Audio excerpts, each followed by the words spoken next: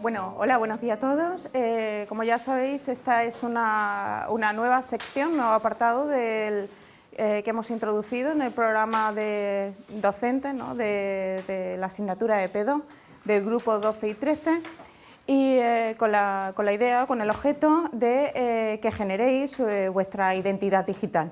En este marco, como aparece en el programa, pues se os va a solicitar que hagáis un ejercicio que sea el desarrollo de esa propiedad o imagen de identidad digital que os vais a formar a lo largo de este cuatrimestre. Entonces, bueno, pues contamos con la experiencia de Miguel Villegas, arquitecto, quien se dedica además profesionalmente a estos temas de identidad digital, para que desde el inicio cero, desde partida, de cómo podemos ir formando paso a paso este nuevo formato de presentación y de exposición documental tremenda, de unas posibilidades tremendas, bueno, pues a lo largo de todo este ejercicio, ¿no? Estas clases, como ya hemos comentado, van a estar también tutorizadas, en el cual se ha ofrecido Miguel a llevaros personalmente a cada uno de los trabajos, y ya, bueno, dependerá de vuestra evolución y de cómo queráis vosotros enfocar esta nueva dosis o herramienta que os vamos a facilitar a lo largo de esta asignatura para que os pueda ayudar, ¿no?, a vosotros profesionalmente. Bueno, ya os dejo simplemente con Miguel, ¿no?, que os va a hacer un inicio de qué conceptos vamos a manejar con esta herramienta, ¿no?, para a continuación adentrarnos un poquito más en detalle y a fondo de herramientas útiles o aspectos concretos de esta nueva documentación, digamos, aplicada, ¿no? Venga, sin más. Bien, hoy vamos a hacer un repaso fuerte sobre conceptos que ya hemos enunciado y sobre lo que hemos estado trabajando estos días, y vamos a entrar a lo largo de la clase de hoy, vamos a hacerla muy concreta, ¿vale? Pero me interesa que hagamos un apartado bastante, y que a mí personalmente me parece que tiene implicaciones filosóficas o de posición personal muy fuertes, y quizás sea un poco tendenciosa la apertura que os voy a hacer, pero me parece la más arriesgada y siendo una postura de máximos desde la que podéis vosotros bajar niveles hasta que os encontréis cómodos, ¿no? Entonces, vamos a empezar por la sesión del día 22, estuvimos hablando de la construcción de la identidad como autodefinición, como necesidad de encontrarnos a nosotros dentro del mundo, dentro de la relación con los demás. Estuvimos hablando de la red, de su aparición y de la construcción de enlaces como una necesidad operativa, una necesidad logística para que la red como descentralización de la información funcionara y se pudiera mantener. Estuvimos hablando de que la evolución de esa construcción de la red, de esa aparición de pequeñas partículas de información que iban adosadas a las partículas de contenido más importantes, lo que empezaban a construirnos era una red que se ha derivado en llamar red semántica, que nos ayuda a que las máquinas entiendan lo que está pasando dentro de ellas. Las máquinas no entienden lo que son las partículas de información, no entienden los archivos, sino que necesitan de otra información adicional superpuesta para poder manejarla. Y de ahí, de la descomposición en información, del espacio, del tiempo, de las posibilidades que este tipo de trabajo habría, empezamos a darnos cuenta de que teníamos en nuestras manos un control elástico del espacio y del tiempo, ¿no? Incluso nosotros llegamos a desdibujarlo cuando empezamos a pensar sobre ello y hablamos de espacio-tiempo, ¿no?, de la elasticidad espaciotemporal, porque entendemos que ya el espacio y el tiempo son una amalgama, una cosa más o menos homogénea, pero muy indiferenciada en sus propiedades. Y terminamos la sesión del día 22 hablando de la importancia de la identidad y de la responsabilidad de nuestras acciones, sobre todo también viéndolo en positivo en la construcción de repercusión y de reputación. En la sesión del día 29 estuvimos haciendo un repaso bastante más instrumental alrededor de los sistemas de gestión de contenido, vimos que había varias plataformas. Vimos que cuando hacíamos entradas, y le vamos a dar ese nombre para intentar hablar de todas las formas que tiene, estamos hablando de información, y que cuando hablamos de contenido, estamos hablando de forma, ¿no? Y estuvimos hablando de los distintos tipos de archivos, de los distintos tipos de materialización o de concreción que puede llegar a tener la información cuando se gestiona en soportes digitales. También estuvimos haciendo bastante hincapié en la importancia de empezar a pensar con categorías y etiquetas. Si os acordáis, hablábamos de las categorías y etiquetas, eran dos componentes prácticamente análogos, pero que si empezamos a entenderlos de forma diferente, las categorías nos iban a ayudar a pensar un orden general para nuestro trabajo y las etiquetas nos iban a ayudar a dar especificidad al contenido que estamos produciendo, ¿vale? Entonces, de estas dos adiciones a la información, cuando nosotros producimos contenido, producimos información, empezamos a añadir otra metainformación que lo que va a hacer es que la red, las máquinas, sean capaces de entender lo que está pasando.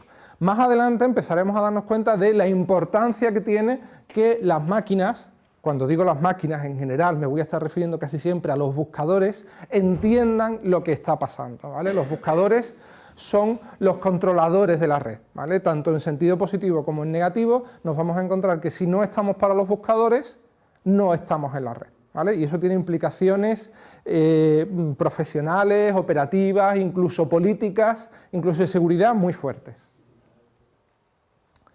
Lo que estaba, como estaba diciendo, estábamos hablando del orden general o la clasificación particular.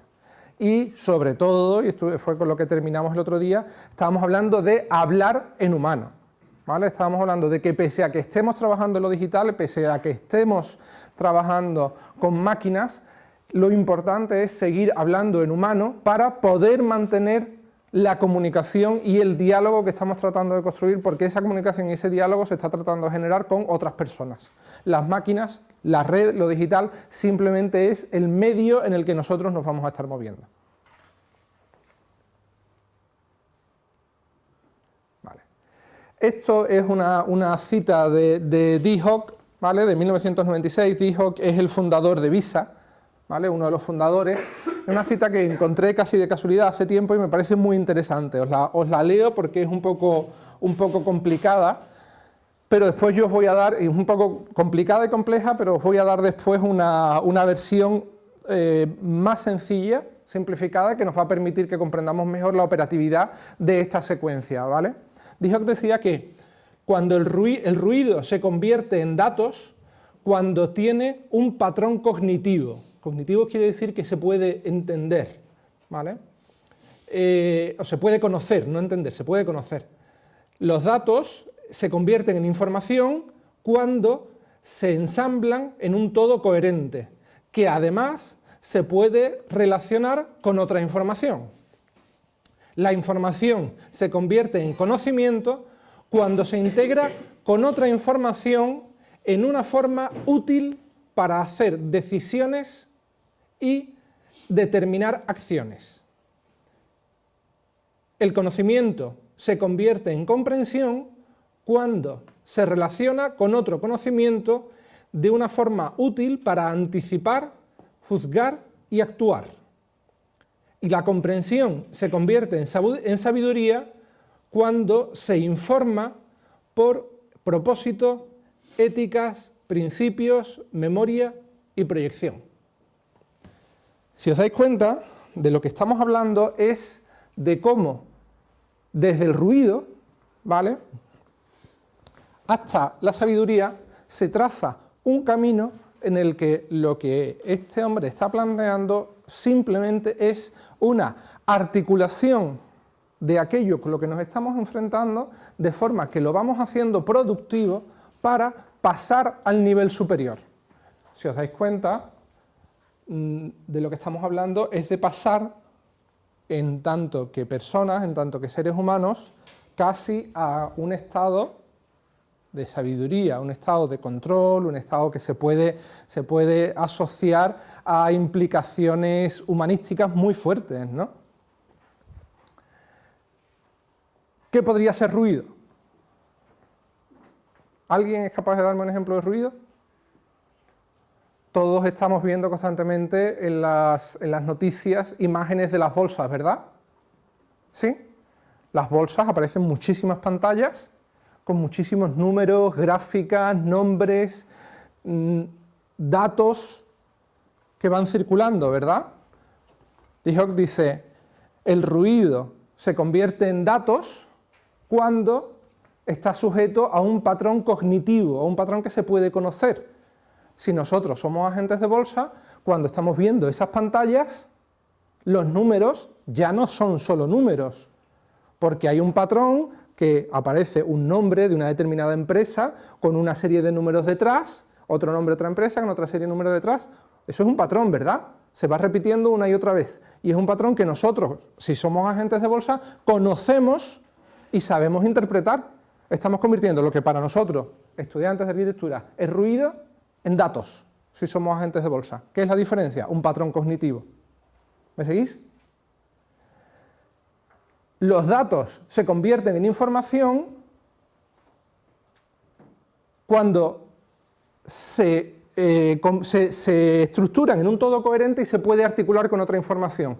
Cuando esos datos, nombre de empresa y número, se pueden articular con el siguiente nombre de empresa y el siguiente número, y además con otra gráfica que hay al lado que nos está indicando una variación temporal de la cotización de las empresas, ya estamos hablando de información, no solo de datos. Seguimos evolucionando. ¿Sí? La información se convierte en conocimiento cuando nos permite tomar decisiones y determinar acciones. Pero esa información ha tenido que articularse con otra información. Si un agente de bolsa empieza a ver variaciones en la cotización y además tiene otra información distinta en la que por H o por B llega a tener conocimiento de que se va a producir una fusión empresarial o una subida en los tipos de interés del Banco Central Europeo, ¿qué es lo que le permite esa unión de informaciones? Esa unión de informaciones le permite tomar decisiones, ¿verdad? Le permite decir, oye, voy a vender estas acciones, voy a comprar estas otras. Ya se ha convertido en conocimiento, ¿verdad? Acciones inmediatas. Pero ¿qué pasa cuando la acumulación de conocimiento, es decir, la articulación de distintas informaciones, le prevé a un determinado, o sea, le permite a un determinado agente de bolsa comprender lo que va a pasar en el futuro? Tener una previsión de futuro. Se produce la comprensión, ¿por qué? Porque ha articulado una serie de conocimientos que además se componían de distintas informaciones a su vez relacionadas que se iban componiendo. ¿Seguís la línea que estamos siguiendo? Cuando de esa comprensión que pueden tener los agentes de bolsa, los políticos, etcétera, etcétera, en el que les permite hacer previsiones, les permite hacer proyecciones, ¿vale? Cuando esa comprensión se informa, como dice al final la cita, se informa, ¿qué quiere decir? Cuando esa comprensión que tú puedes comprender algo, pero no tomar decisiones, ¿verdad? Nosotros podemos comprender temas estructurales o temas de construcción, pero decir, bueno, tengo la comprensión, pero no llego a hacer aplicación. Pero sin embargo, cuando estamos hablando de que hay propósito, hay ética, hay principios, hay memoria y hay proyección de futuro, se convierte en una sabiduría. Y es cuando empezamos a tener temas de referencia, y el primero que se me ocurre, que seguro que lo habéis visto en las noticias, es José Saramago, cuando está hablando de economía, de política, de acción, de previsión de futuro. Para mí eso ahora mismo, puedo estar más o menos de acuerdo con sus afirmaciones y con sus indicaciones, pero para mí eso es un ejemplo del final del escalón, cuando ya no hay el objetivo de producir una acción si lo que hay es el objetivo de generar sabiduría, ¿no? De generar algo que está más allá. ¿De dónde ha venido todo? Del principio de la cadena. Vamos a simplificarlo y vamos a llevarlo a nuestro campo, ¿vale? Vamos a intentar trascender temas morales, temas de posicionamiento, de ideología. Estamos hablando de información, estamos hablando de comunicación, diálogo y conocimiento. Información. ¿Qué es la información? Todo lo que tenemos. Todo lo que se produce. Nuestros dibujos, nuestras fotografías, nuestros textos, nuestras notas de voz que podemos hacer con el teléfono, todo lo que se pueda convertir a digital, automáticamente en el momento en que es digital se convierte en información. Comunicación es el siguiente paso que nosotros vamos a dar. ¿Cuándo se convierte la información en comunicación? Cuando la ponemos a disposición de los demás, cuando la compartimos con los demás, la hacemos pública. De la comunicación al diálogo, ¿cómo lo construimos? Cuando una vez que hemos proyectado nuestra información al exterior, una vez que la hemos comunicado, recibimos otra información, otra comunicación de vuelta en relación a la primera. Se está produciendo un diálogo. La analogía con el diálogo verbal es automática. Dos personas hablando sin conexión al mismo tiempo no es un diálogo, ¿verdad? ¿Cuándo se produce un diálogo? Cuando una persona habla, la otra contesta y se produce una secuencia de ida y vuelta de información y de comunicación. ¿Vale? ¿Y hacia dónde llevamos? O sea, ¿hacia dónde llegamos con el conocimiento? Pues en tanto que producimos diálogo, ¿vale? Y es algo en lo que vamos a profundizar ahora y es lo que me parece más importante, más interesante quizá por las implicaciones productivas que tiene para nuestro trabajo, en que cuando nosotros comunicamos, ¿os acordáis que poníamos la semana pasada el ejemplo de los tomates? De los tomates, que si partimos el tomate, cuánto tenemos. Cuando nosotros hacemos diálogo, nosotros proyectamos nuestra voz, ¿verdad? Y la voz se va, pero la idea no nos ha abandonado, la idea se queda. ¿Qué hemos hecho cuando proyectamos en un diálogo oral? Estamos comunicando, pero lo que estamos haciendo al hablar es duplicar la información. Se ha quedado nuestra idea en nuestra cabeza y al mismo tiempo entra en la de la persona que está dialogando con nosotros. Y cuando esa persona nos contesta, desde su punto se vuelve a producir el mismo proceso, ¿verdad? ¿Qué es lo que estamos haciendo? Acumular comunicación, estamos acumulando información, estamos construyendo conocimiento. Del diálogo al verdadero conocimiento. ¿Vale? Aquí pongo un ejemplito pequeño, ¿vale? De algo que pasó ayer mismo. No sé si estuvisteis en la conferencia de Manuel Aires Mateus, ¿vale? Pero cuando... ¡ay!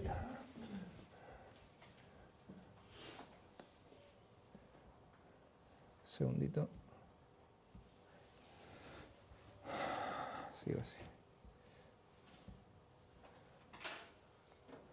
Hemos hablado del uso de Twitter, ¿vale? Y la mayoría me imagino que conoceréis el uso de hashtags. ¿Qué pasa cuando, y esto no es un ejemplo de diálogo, esto es un ejemplo de información, de estructura, de etiquetado? He dicho que no es un ejemplo de diálogo. ¿Estamos seguros de que no es un ejemplo de diálogo? Puede darse comunicación aquí dentro, ¿eh? Creo que no se da en este ejemplo, pero aquí nos ha hecho un filtro de relevante. Fijaos todo el nivel de información que con un solo acontecimiento de esta escuela se ha generado. ¿Qué pasa si comunicamos todo lo que ocurre en la escuela? ¿Qué pasa si comunicamos todo lo que ocurre alrededor de nuestro trabajo? Yo no pude venir a la conferencia de Aires Mateus ayer, pero me enteré de muchas cosas. Simplemente por el hecho fundamental de que Víctor, que es el que más estuvo tuiteando de la conferencia, estuvo compartiendo con los demás de una forma estructurada. Si yo me hubiese tenido que molestar en buscar, sabía que Víctor estaba en la conferencia, si me hubiese tenido que ir a su línea de tiempo para buscar lo que él había contado sobre la conferencia, posiblemente hubiese perdido bastante. Posiblemente me hubiese perdido ver otra serie de participaciones más o menos interesantes, pero que también estaban ahí y también tienen relación. ¿Me seguís con la importancia de estructurar la información? Es fundamental. ¿Por qué? Porque la hacemos accesible no solo a los buscadores, como decía antes, sino a los demás. ¿Ok?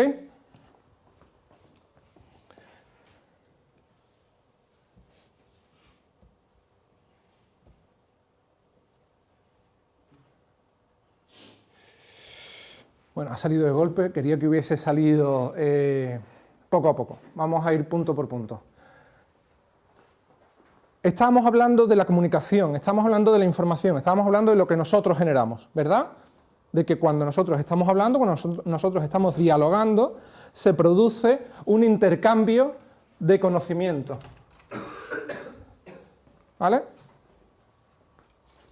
El primer concepto que aparece, ¿vale? Y es un concepto que a mucha gente le da miedo, pero que a mí me gustaría que lo entendierais de una forma productiva y no temerosa, no de defensa, es el concepto de propiedad intelectual.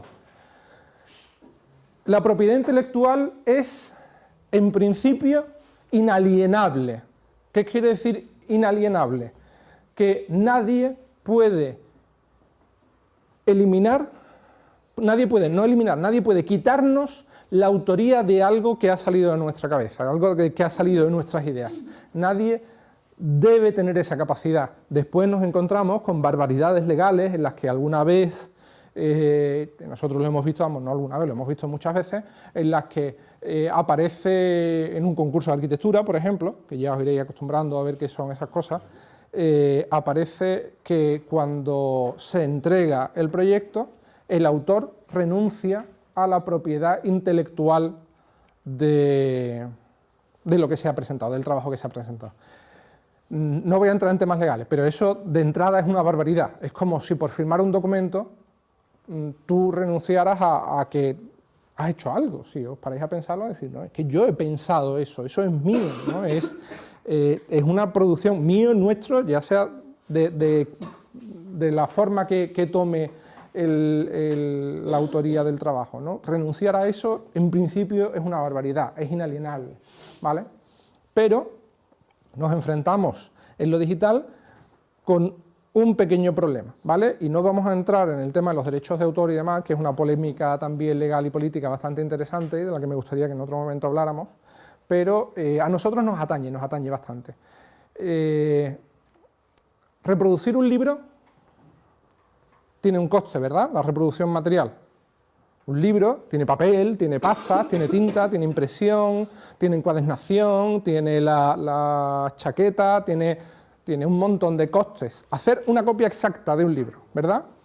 Si os digo cuánto es realmente, una vez que se tiene lo digital, o sea, se tiene la información, hacer la reproducción respecto al precio del libro es bastante poco. Pero tiene coste. Ahora, la pregunta, ¿qué coste tiene reproducir un archivo dentro de un ordenador? ¿Habéis parado a pensarlo? Prácticamente ninguno. Si lo hacemos fino, sí tiene coste. Tiene nuestro coste, es decir, darle al botón derecho y decir duplicar, tiene un coste de energía, un coste de la repercusión del precio del ordenador, mínimo, ínfimo, ¿vale? Eso tiene implicaciones en cuanto a la reproducción. ¿Qué pasa económicamente cuando que tengamos infinidad de algo cuesta infinitamente poco y además no gasta los recursos? Producir 2 libros, además de tener un coste económico, cuesta papel, cuesta transporte, cuesta energía, cuesta gasolina, ¿verdad? Y consecuentemente, se gastan recursos en esa producción.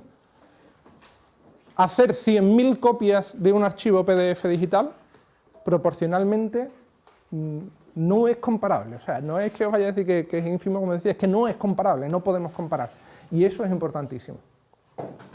Si lo unimos al concepto, es uno de los conceptos originales, o sea, el hilo conceptual que se abre con esto, empieza a hacerse fuerte cuando hablamos de software libre. Software libre es un movimiento, no sé datar ahora mismo, en el que los programadores deciden compartir esa información, se dan cuenta de la facilidad de reproducción de su trabajo, se dan cuenta del incremento de recursos que implica que su trabajo se libere, se pueda usar por otros, y deciden voluntariamente liberar sus programas, deciden liberar su software.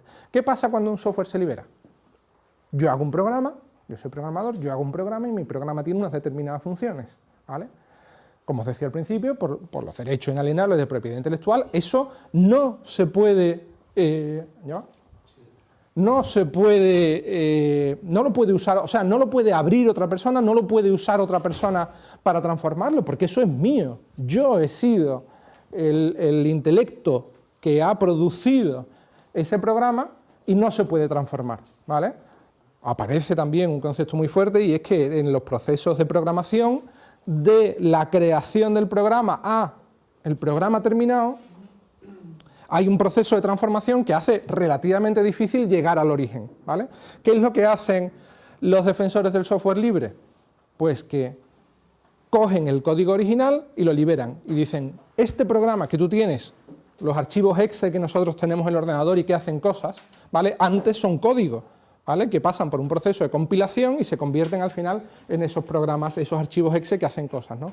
Pues dan el código inicial y dicen, toma, está liberado, trabaja con él. Y ahora llega otro programador tan o más inteligente que el primero, lo coge y se da cuenta y dice, oye, es que si yo modifico esta parte o le añado este código a tu programa, además de que hace lo que tú ya has conseguido, puedo conseguir que haga otras cosas, o que lo que tú ya has conseguido, yo voy a avanzar un poquito más porque me he dado cuenta de otra cosa y lo va a hacer mejor todavía.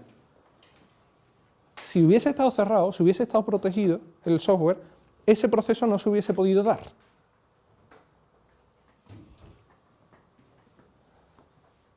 El copyright cierra esa posibilidad, cierra la posibilidad de crecimiento.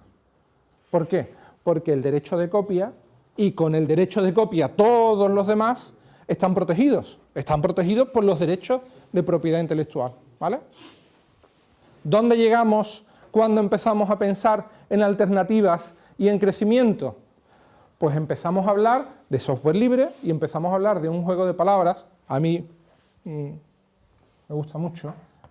No sé si habéis visto en internet alguna vez este símbolo. ¿Lo habéis visto? Todos habéis visto este, ¿verdad? Copyright. Left, izquierda, en inglés, ¿verdad? ¿Sabéis lo que significa left también? Left es el participio de leave, de dejar. Si traducimos copyright, es derechos de copia.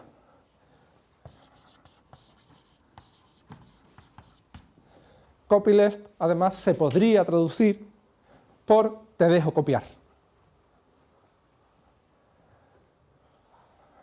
Ejemplos. Creative Commons, una de las líneas de producción más importantes que va desde textos hasta música. Música tengo aquí. Creative Commons normalmente se abrevia CC, ¿vale? También encontraréis este simbolito en negro sobre blanco en algunos sitios, ¿vale?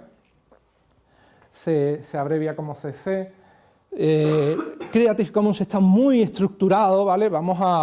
Yo de momento os lo dejo, no vamos a profundizar mucho porque tenemos muchas cosas que ver, pero de momento os lo dejo porque podáis investigar, porque Creative Commons tiene licencias que permiten desde el control total, o sea, desde lo contrario, desde la libertad total, es decir, yo produzco una imagen, un dibujo, un texto y te doy libertad absoluta para que tú hagas lo que quieras, como quieras y cuando quieras con ese texto, hasta otra serie de licencias que se llaman, que son las licencias Creative Commons, que dicen, yo te dejo que uses ese texto, por ejemplo, y estaríamos hablando, hay un montón de licencias, se me ocurre, por ejemplo, la que usamos nosotros en el estudio, que es, se abrevia así, que lo que quiere decir es by attribution non-commercial share alike.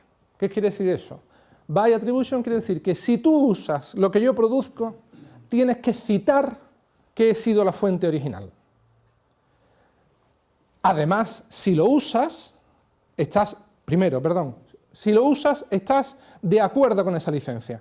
Nosotros no podemos decir, si algo está sujeto a copyright, nosotros no podemos decir, oye, yo no creo en el copyright, yo esto lo hago porque sí, porque me da la gana. No, estamos sujetos, estamos en un entorno social y tenemos que regirnos por normas, ¿verdad? Entonces, si alguien de nuestra web decide usar algo de material que esté sujeto a esas licencias, by attribution, non-commercial, share alike, está de acuerdo, cuando lo respeta, está de acuerdo con esas condiciones. ¿Y cuáles son esas condiciones que nosotros le imponemos?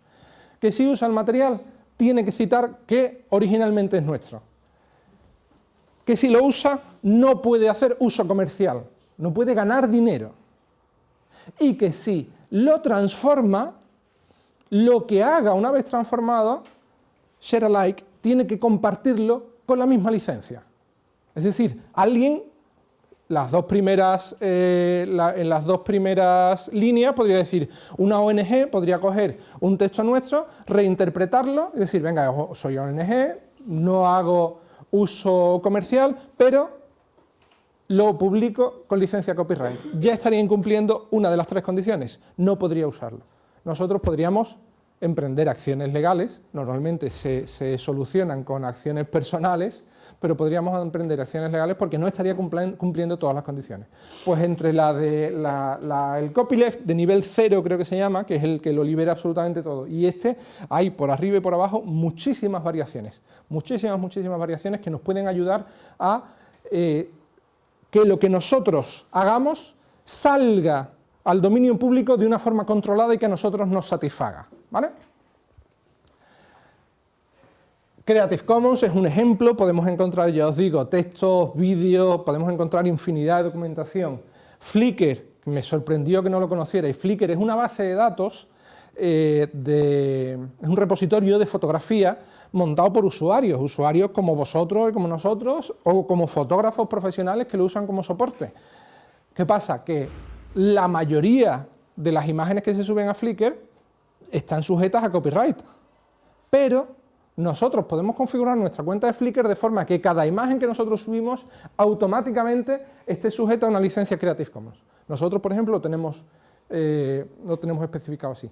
Todo lo que nosotros subimos a la plataforma automáticamente está sujeto a una licencia Creative Commons. Cualquiera puede coger la imagen y usarla en su página web o usarla en un trabajo. Hemos hecho, desde que empezamos a trabajar en digital, hemos hecho un montón de viajes de estudio, un montón de viajes para ver arquitectura, y nos hemos dedicado a hacer fotografías, como hacemos todos, ¿no? En esos viajes hemos ido a ver obras interesantes, hemos hecho fotografías y las publicamos. Pues nos hemos encontrado ya 2 o 3 veces que compañeros de otros países nos mandan correos y nos dicen, oye, voy a usar vuestro material en mi trabajo de tal asignatura, o en mi tesis doctoral, o en mi publicación, o en lo que sea.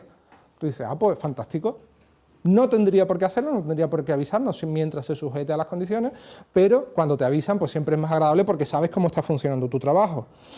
Nos ha pasado también que nos hemos encontrado parte de nuestro trabajo colocado en sitios de internet que no estaban respondiendo a las condiciones, y entonces hemos mandado correo y hemos dicho, oye, o cumples las condiciones, con que cites la autoría generalmente es suficiente, o qué pasa, ¿no? Y hemos encontrado respuestas de todo tipo, automáticamente se ha citado, o gente que se ha rebotado porque no entienden estas posibilidades y dicen, pues ahora cojo y lo quito. Dice, bueno, pues tú pierdes esa información, yo no te estaba pidiendo una recompensa económica ni nada por el estilo, te estaba pidiendo simplemente que te sujetaras a una serie de reglas que hemos establecido. Si no quieres hacerlo, pues eres libre, ¿no? Processing, ahora os voy a enseñar una cosa porque me parece muy interesante, es un poco tangencial y lo vamos a hacer como final de todos estos conceptos que estamos trabajando. Processing es un entorno gráfico, ¿vale? Es un entorno de producción que se desarrolla en principio en una universidad estadounidense, en el Massachusetts Institute of Technology, MIT, no sé si a alguno suena. Es una institución muy potente en el desarrollo de tecnología, y lo que plantea es un entorno de programación gráfica, un entorno en el que una aplicación en lo que se trata es de poder dibujar en base a órdenes, en base a información. Os voy a poner un ejemplo después para que lo veáis.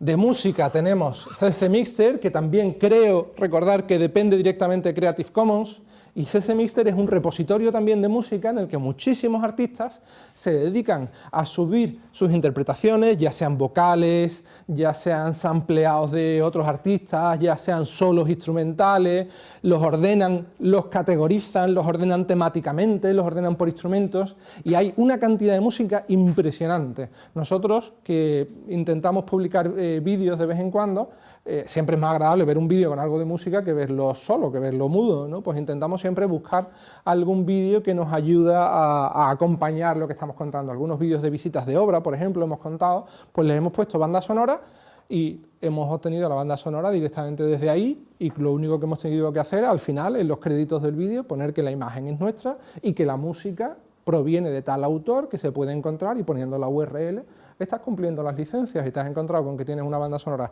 súper buena para tu vídeo sin coste económico. Pues simplemente haciendo una cita, tu producto, tu información, tu trabajo ha crecido, porque un vídeo con audio, con música, y si es bueno, es mejor que un vídeo sin audio, y además has compensado, no económicamente, pero has compensado a su autor porque le has dado relevancia, le has dado publicidad. El juego está equilibrado, el juego está funcionando, ¿vale? Y el último, este ejemplo, no sé si me dará lugar ahora a poneros algo también, es Arduino. Arduino tiene que ver mucho con processing y es una plataforma que se construye no ya para liberar la información, sino para ir un paso más allá. Y se trata de liberar el hardware. ¿Qué quiere decir liberar el hardware? Que lo que hacen no es liberar información pura y dura, no es liberar solo conocimiento, sino liberar conocimiento aplicado. Estos son unos señores que se dedican, por simplificar un poco, a desarrollar un ordenador pequeño, un ordenador con una potencia bastante limitada, pero que es muy escalable y se puede manejar muy bien, se pueden construir cosas sobre él muy bien, y cuando lo liberan, ¿qué es lo que están haciendo? Pues le están dando las especificaciones a cualquiera para que no solo trabaje con él, sino para que esa persona, si tiene los medios, se lo pueda fabricar.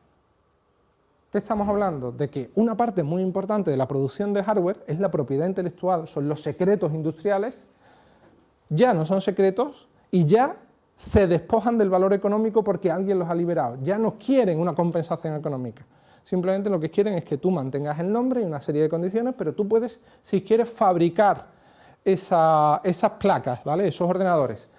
Aquí se desarrolla un proceso muy interesante, y es que esta gente, Arduino, siguen produciendo físicamente, ellos fabrican esas placas y las venden, pero hay otras compañías que también venden sus placas y desarrollan otras placas en base a ellos. Han cogido la información y las desarrollan comercialmente. Y ahora podríais pensar, pero es que si ellos hubiesen protegido su producción, su propiedad intelectual, si la hubiesen cerrado, serían los únicos que la producirían, ¿verdad? Y estaríamos hablando de que el beneficio económico solo sería para ellos. Sí, claro, pero ¿qué han ganado al abrirlo? Pues que un montón de gente que tiene medios para investigar, que tiene medios para producir, muchísimos son aficionados, ¿vale? Tienen medios para trabajar alrededor de esos secretos, o antes secretos industriales, pueden seguir desarrollándolo. Y como tienen que liberarlo al mismo tiempo, ellos pueden recuperar ese desarrollo, o sea, no recuperar porque nunca ha sido suyos, ellos pueden aprovecharse también de ese desarrollo, usar retroalimentación para seguir creciendo y mejorar sus propios productos. ¿Os dais cuenta de lo que pasa? Se distribuyen territorialmente los fabricantes, hay pequeñas variaciones de precio, de materiales, de orientación, se diversifica el mercado, siempre es rico que se diversifique el mercado, ¿vale? Hasta cierto punto, y todo el mundo se beneficia. Esto es un caso práctico de que compartir implica crecimiento. Bien, voy a poner el ejemplo del que hablaba antes. No sé si os habéis fijado, es un poco cursilón la entrada, ¿vale? Pero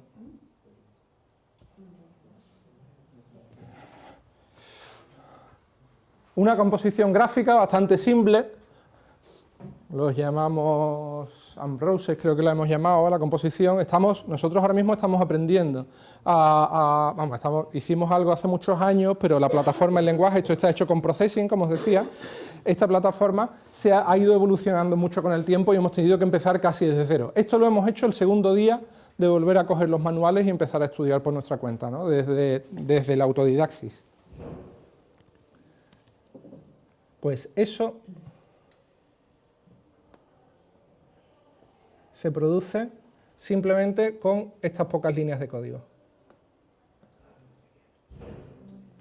Información pura y dura. Es texto. Con eso que estamos haciendo, estamos diciéndole a una máquina lo que tiene que hacer.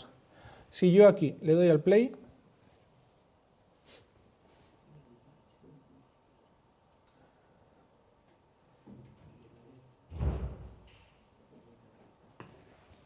empezamos a generar esos dibujos. ¿Os dais cuenta de lo que tienen esos dibujos? Tienen una estructura común, una estructura de información. Si os fijáis, todos son distintos, todos tienen una forma distinta.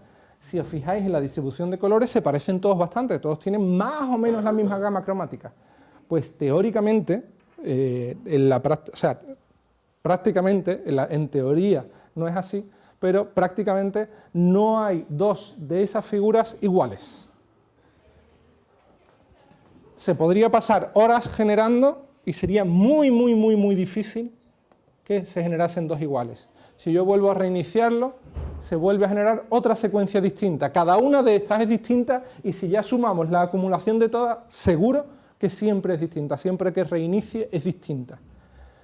Información que pasamos a producción gráfica. Control de las máquinas a través del lenguaje, simplemente. Esto es otro tema que veremos un poquito más adelante porque es más tangencial, pero que me parece interesante.